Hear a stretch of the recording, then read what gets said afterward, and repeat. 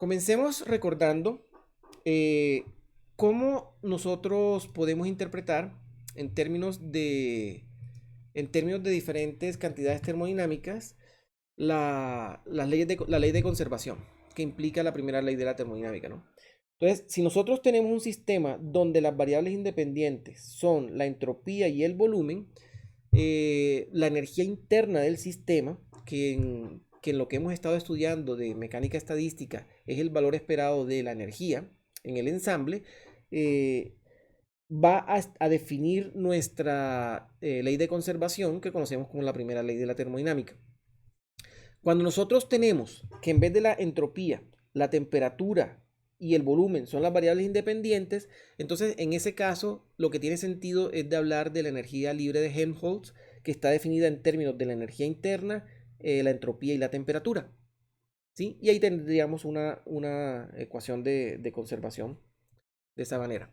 Ahora, si en el caso, si en el caso de, bueno, miren que esos dos primeros casos tienen mucho sentido, hacen mucho, hacen mucha referencia a sistemas donde el volumen es fijo, es decir, donde el número de partículas no cambia, porque al final de cuentas el volumen lo puedes relacionar con el número de partículas. Entonces ahí tenemos un volumen fijo. Bueno, Bueno, hay condiciones donde puedes mantener el volumen fijo y variar el número de partículas. También es cierto, ¿no? Si tú colocas un contenedor, volumen fijo, y le colocas un pequeño hueco para que las partículas de un gas ideal puedan pasar de un lado al otro, puedes variar el número de partículas a pesar de que tengas el volumen fijo. Otra condición que tú puedes establecer es que tengas la presión, que puedas tener como variable independiente de la presión, y si la variable independiente es la presión y la entropía, entonces la entalpía, que se define como la energía interna más la presión por el volumen, va a terminar siendo la cantidad de interés para nosotros establecer una ecuación de conservación. Y si para nosotros la variable independiente es la temperatura y la presión, ahí juega un rol importante la que se conoce como la energía libre de Gibbs, que está en términos de la energía libre de Helmholtz multiplicada por la presión y el volumen. Teniendo en cuenta esto, vamos a revisar algunos detalles de esta función de partición para, eh, para el ensamble gran canónico. Entonces, para el ensamble gran canónico, nosotros podemos obtener una expresión donde relacionamos la función de partición con la entropía y donde relacionamos el logaritmo natural de esa función de partición con el producto de la presión por el volumen y la temperatura. Básicamente ese es el ejercicio que vamos a hacer. Entonces, entonces nosotros vamos a definir esta cantidad Q. Esa cantidad Q también se conoce como el potencial Q. Bueno, así lo llamaron. Así lo llamaron cuando aparecieron este tipo de expresiones por primera vez. Eh, y ese logaritmo natural de la función de partición, descrita la función de partición por esta expresión, que es decir, la suma en todos los estados la suma en todos los valores de R que te cuenta el número de partículas y S que te cuenta la energía para el sistema que estás estudiando. Además de eso, vamos a considerar que hay un parámetro externo que tú puedes variar, y ese parámetro externo, por ejemplo, si es el volumen, tiene asociada una fuerza generalizada conjugada, que en el caso del volumen sería la presión, que estaría definida como menos la variación de la energía con respecto a esa cantidad de X, a ese parámetro. Miren que en términos generales nosotros podemos ver que esta cantidad Q va a depender del parámetro alfa, o sea, los parámetros involucrados que serían alfa, beta y X. ¿Sí? Entonces, para obtener un diferencial de Q tendríamos que obtener las derivadas parciales con respecto a alfa, con respecto al parámetro beta y con respecto al parámetro X. Entonces, aquí vamos a calcular cada una de estas. La derivada parcial respecto al parámetro alfa sería la derivada parcial de la función de partición respecto al parámetro alfa. Si lo vemos acá, miren que cuando hagamos esta derivada parcial, el número NR de estados de sistemas en el estado erésimo pasa a esta parte de aquí y se divide por la entropía. Esto lo identificamos nosotros como la probabilidad de encontrar el sistema en el estado RS, y al sumar en todos los posibles estados, pues obtenemos el valor medio de ese número n.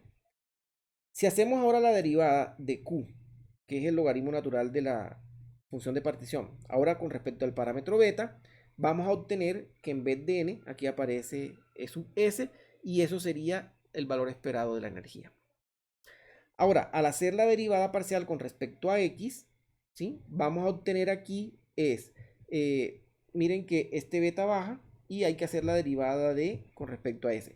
Esta derivada de la energía del estado de esésimo con respecto a x va a ser la componente de la fuerza generalizada esésima, y al sumar en todos los posibles valores vamos a obtener el valor esperado de la fuerza conjugada generalizada conjugada x. Bueno, entonces, mirando lo que tenemos, entonces, usando los resultados anteriores, tenemos que el diferencial de esta cantidad q va a ser menos el valor esperado del número de partículas por el diferencial de alfa, menos el valor esperado de la energía por el diferencial de beta, más este término de aquí. Si identificamos este término que está aquí, es un diferencial de trabajo realizado por el sistema. ¿Ok? Entonces, vamos a tener en cuenta algunas cosas. Si nosotros tomamos la variación del producto del número medio de partículas por alfa, esto aplicando las reglas de derivación, esto nos va a dar dos términos, ¿sí? Que serían estos términos: el valor medio, el valor esperado del número de partículas por el diferencial de alfa, y alfa por el diferencial del número de partículas. Acordémonos que alfa se puede escribir en términos del potencial químico como el producto de menos beta, siendo beta 1 sobre kBt, por el potencial químico. Al hacer eso, nosotros podemos colocar esta expresión en términos del potencial químico. De la misma forma hacemos con la energía. El producto de la energía por beta nos va a dar estos dos términos que están acá, que sería el valor esperado de la energía por el diferencial de beta, y beta por el diferencial del valor esperado de la energía.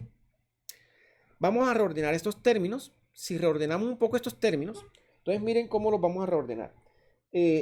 Todos los términos que aparecen con estas derivadas, que vienen acá, miren, yo voy a coger este que está aquí y lo voy a reemplazar por esta cantidad de acá. Es decir, lo reemplazo por la derivada, el diferencial total del valor esperado del número de partículas por alfa, menos esta cantidad.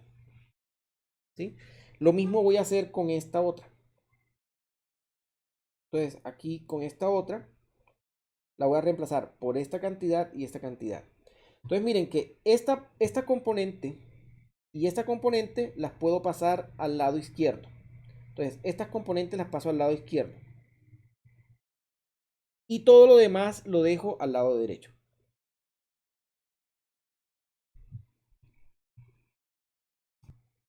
¿Sí?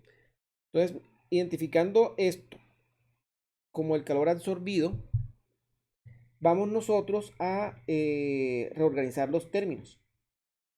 Dado que beta es igual a 1 sobre kBt, ¿sí? Vamos a multiplicar todo por kBt y nos quedaría temperatura y aquí este diferencial de la cantidad que está acá. Como la variación del calor o el calor absorbido es lo mismo que la temperatura por el diferencial de entropía, entonces al comparar estas dos expresiones, esta de acá y esta de acá, encontramos que la entropía sería todo lo que está dentro de este corchete. Por lo tanto, la entropía estaría dada por esta expresión, es decir, por la suma de kBt que multiplica a Q más el valor de la energía media menos el potencial químico por el número medio de partículas, todo dividido entre la temperatura. Con esta expresión vamos a reordenar un poco los términos y podemos nosotros escribir la expresión para Q, que es el logaritmo natural de la función de partición, y quedaría de esta forma. Ahora bien, vamos a hacer un pequeño recorderis de cuáles son estas cantidades de energía libre que nos interesan para poder interpretar esta expresión de acá. La energía libre de Helmholtz se define como el valor medio, el valor de la energía, el valor de la energía media, que sería la energía interna, menos la temperatura por la entropía. Y la energía libre de Gibbs se describe en términos de la energía libre de Helmholtz como la energía libre de Helmholtz más la presión por el volumen. Entonces, además de eso, nosotros en términos del número medio de partículas, podemos escribir la energía libre de Gibbs como el potencial químico multiplicado por el valor medio de partículas que tenemos en el sistema. Si nosotros identificamos estas cantidades que tenemos acá, en esto de acá arriba, teniendo en cuenta esto, ¿no? Esta expresión que está aquí la podemos reorganizar de esta forma, de tal manera que identifiquemos los términos que aparecen en el numerador. Al hacer esa identificación, nosotros encontramos esta expresión que para el ensamble gran canónico es muy importante, que el logaritmo natural de la función de partición es la presión por el volumen dividido entre la energía térmica, entre kBt.